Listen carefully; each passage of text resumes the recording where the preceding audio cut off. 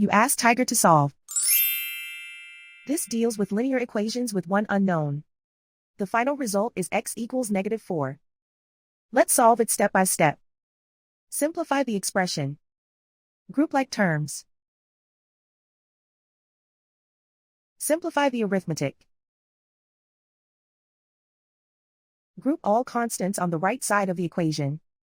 Add 7 to both sides. Simplify the arithmetic.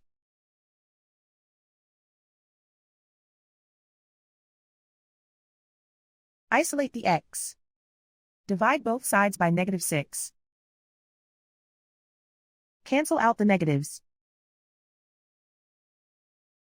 Simplify the fraction.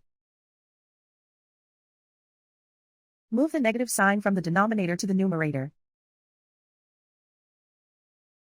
Find the greatest common factor of the numerator and denominator. Factor out and cancel the greatest common factor.